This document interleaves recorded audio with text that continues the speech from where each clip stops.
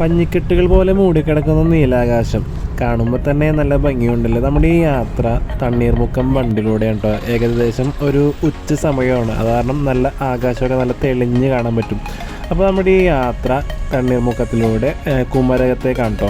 അങ്ങനെ ഡ്രൈവ് എല്ലാം ചെയ്ത് ഏകദേശം നമ്മളിവിടെ എത്തിയേക്കുണ്ട്. അപ്പോൾ നമുക്ക് ഈ സ്ഥലം കാണുമ്പോൾ തന്നെ ഏറെക്കുറെ എല്ലാവർക്കും മനസ്സിലേക്കാണ് നമ്മുടെ യാത്ര എങ്ങോട്ടേക്കാണെന്നുള്ളത്.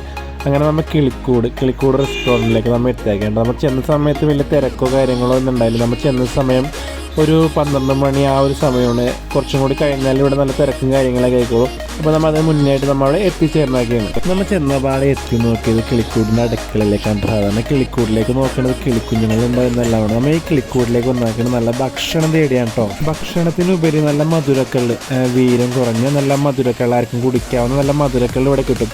അപ്പോൾ ഭക്ഷണം കഴിക്കാൻ വന്നവരും മധുരക്കള്ളും കൂടെ ഓർഡർ ചെയ്യാറുണ്ട്. അപ്പോൾ നമ്മളും അങ്ങനെ ഏറെക്കുറെ കാര്യങ്ങൾ നമ്മൾ ഓർഡർ ചെയ്തിരുന്നു കേട്ടോ. അപ്പോൾ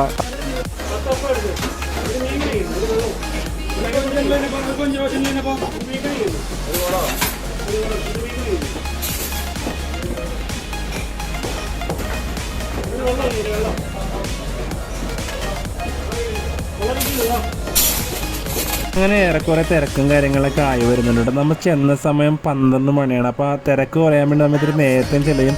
പിന്നെ ഇടദിവസവും കൂടെ ആയതുകൊണ്ട് തിരക്ക് അത്ര കുറവായിരുന്നെങ്കിലും തിരക്കും കാര്യങ്ങളൊക്കെ ഉണ്ടായിരുന്നു.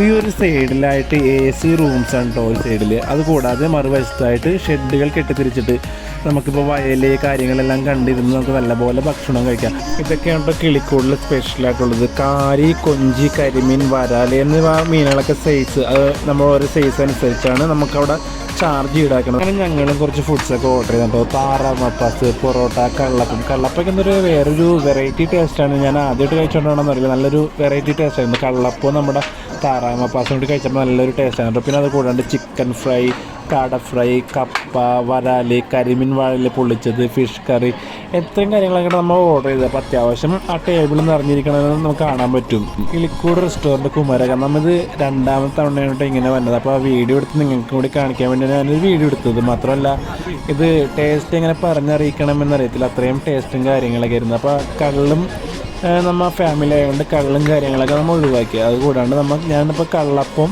താറാവ് മപ്പാസാണ് ഞാൻ ആദ്യം തന്നെ കഴിച്ച് നോക്കിയത്. കഴിച്ചിട്ട് എന്താ പറയുക, ഒരു വ്യത്യസ്തമായിട്ടൊരു ടേസ്റ്റായിരുന്നു. അപ്പോൾ ഇത് പറഞ്ഞറിയിക്കണം എങ്ങനെയെന്ന് എനിക്കറിയത്തില്ല, നല്ല ടേസ്റ്റാണ്. അപ്പോൾ നിങ്ങളും വന്നത് കഴിച്ച് നോക്കണം. സാധാരണ താറാവ് എല്ലിൽ നിന്നൊക്കെ വിട്ടുപോരാൻ നല്ല ബുദ്ധിമുട്ടുകൾ. ഇവിടെ എന്താ പറയുക, അത്യാവശ്യം നല്ല സോഫ്റ്റായിട്ട് തന്നെ ആ എല്ലിൽ നിന്ന് ഇറച്ചിയെല്ലാം വിട്ടുപോരുകയും ചെയ്തു. കൂടാതെ കരിമീൻ, കൊഞ്ചി, കാരി, വരാല് എന്നീ മീനുകളൊക്കെ എന്താ പറയുക സൈസ് അനുസരിച്ച് നമ്മളിപ്പോൾ എത്ര പേരുണ്ടോ ആ അനുസരിച്ച് നമുക്കവിടെ പറഞ്ഞാൽ അപ്പോൾ തന്നെ നമുക്കിത് റെഡിയാക്കി തന്നെ ഒരു ഇതാണ് കേട്ടോ. കരിമീൻ വാഴയിൽ പൊള്ളിച്ചതൊക്കെ അത്യാവശ്യം നല്ല ചൂടും കാര്യങ്ങളൊക്കെ ഉണ്ട്. അപ്പോൾ നല്ല ചൂടാണെങ്കിലും നമ്മൾ ആ ചൂടോട് തന്നെ കഴിക്കുമ്പോൾ ഒരു വേറെ വ്യത്യസ്തമായൊരു ടേസ്റ്റ് നമുക്ക് കിട്ടി.